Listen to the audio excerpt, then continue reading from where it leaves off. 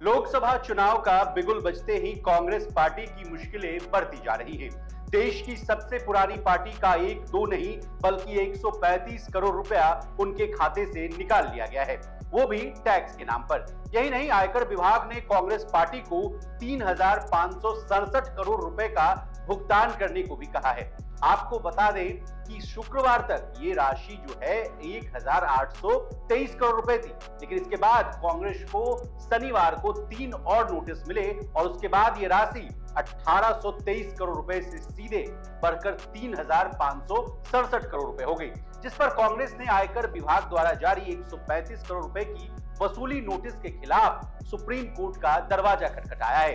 संभव है कि सुप्रीम कोर्ट आज ही कांग्रेस की इस याचिका पर सुनवाई करे, लेकिन आपकी जानकारी के लिए बता दें कि कांग्रेस को इनकम टैक्स अपीलिएट अथॉरिटी यानी ITAT और फिर दिल्ली हाई कोर्ट से इस मामले में कोई राहत नहीं मिली है। बड़ा सवाल यही है कि देश की सबसे पुरानी पार्टी को क्यों बार बार नोटिस भेजा जा रहा है, और क्या सिर्फ कांग्रेस को ही नोटिस भेजा गया या कोई और विपक्षी पार्टी है जिसको आयकर विभाग से नोटिस भेजा गया है। इन सभी बातों को जानने और समझने के लिए आपको हमारा ये वीडियो अंत तक जरूर देखना चाहिए। नमस्कार, आप देख रहे हैं लोकमत हिंदी और मैं हूं आपके साथ कुशाल शर्मा। सबसे पहले देश की सबसे पुरानी पार्टी को क्यों लगातार नोटिस भेजा जा रहा है, उससे कहानी की शुरुआत करते हैं। कांग्रेस को आयकर विभाग से जो नोटिस मिला है उसमें 3,567 करोड़ रुपए का भुगतान करने को कहा गया है। पहले इस आंकड़े को डिकोड करने की कोशिश करते हैं, फिर क्यों भेजा गया नोटिस, इसके पीछे की जो रोचक कहानी है उसको आपको समझाने की कोशिश करेंगे। कांग्रेस को असेसमेंट ईयर 2014-15 के लिए 663 करोड़ रुपए, वहीं 2015-16 के लिए करीब 664 करोड़ रुपए और 2016-17 के लिए करीब 417 करोड़ रुपए का नोटिस थमाया गया है। अब ये नोटिस कांग्रेस को क्यों जारी किया गया है, इसके पीछे की वजह समझिए।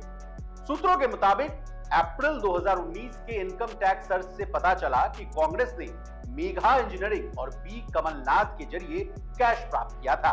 कई सालों से यानी 2013-14 से लेकर अप्रैल 2019 तक मिला जो कैश यानी 626 करोड़ रुपए था।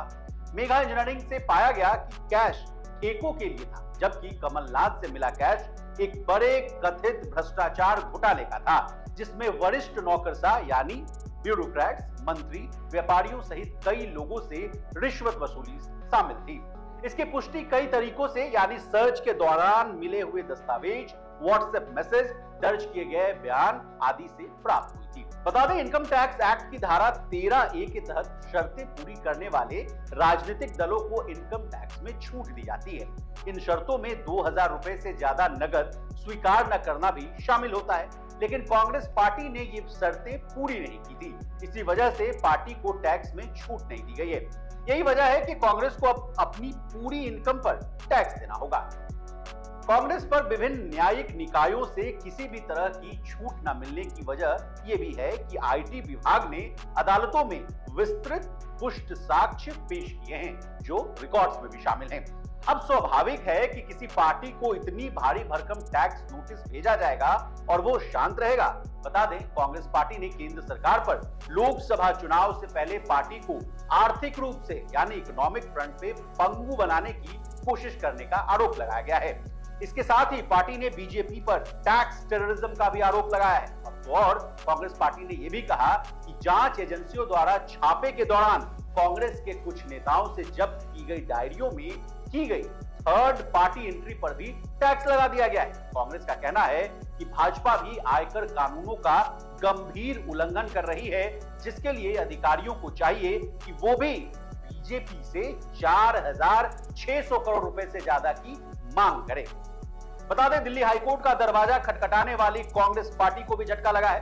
अब इसके पीछे के कारणों को आसान भाषा में समझिए।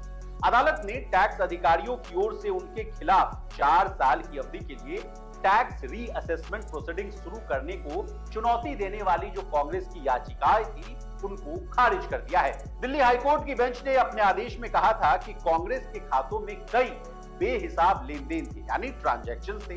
आयकर अधिकारियों के पास उनके पूर्ण मूल्यांकन की कार्रवाई शुरू करने के लिए पर्याप्त और ठोस सबूत मौजूद थे। इसके आधार पर कार्रवाई शुरू की गई है। बता दें, कांग्रेस पार्टी के अलावा भी भारतीय कम्युनिस्ट पार्टी यानी CPI को पिछले कुछ वर्षों के दौरान रिटर्न दाखिल करते समय पुराने पैन कार्ड के इस्तेमाल के लिए 11 करोड़ रुपए के बकाये के भुगतान को लेकर आयकर विभाग से भी नोटिस मिल चुका है। इसी तरह देश और दुनिया और बिजनेस जगत से जुड़ी तमाम ताजा तरीन खबरों के लिए बने रहिए हमारे साथ और देखते रहिए लोकमत हिंदी।